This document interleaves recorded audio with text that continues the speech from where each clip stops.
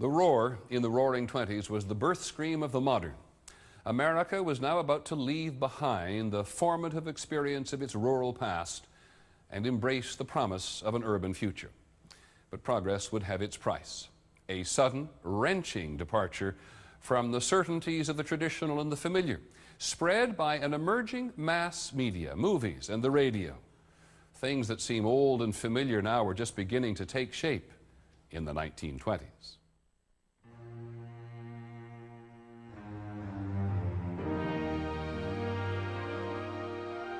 At the dawn of the 1920s, America was clearly entering a new era, an era defined by a vast and complicated urban culture that would dominate the rest of the 20th century. After World War I, there was an eagerness to embrace the new, and it was in America's cities, most dramatically in its biggest, New York, where the modern age was born. The very architecture of the city spoke of America's new ascendancy and her aspirations.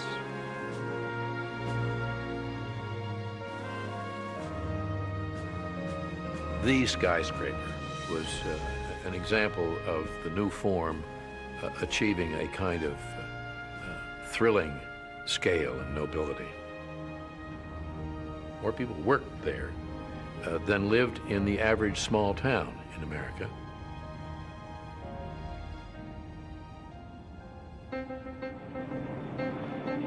A movement to the cities that had started during World War I accelerated. In 1920, for the first time, more Americans lived in urban centers than in country towns and villages. The pace is being set in the cities. The city is irresistibly attractive, is really at a kind of high tide in this decade. It's a force, a magnet. The very names of New York streets would become synonymous with progress and innovation. Broadway would represent the best and latest in American entertainment. Madison Avenue would come to stand for the bustling new business of advertising, which was uniting the nation in a set of shared fantasies and desires. And Wall Street came to represent the decade's expanding economic opportunities.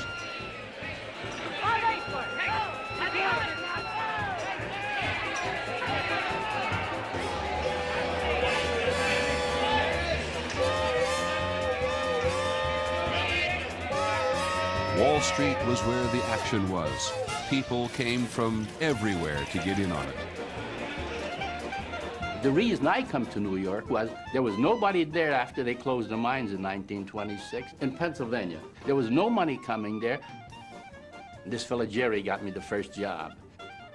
And he said, "Come on down to Wall Street. The streets are paved with gold."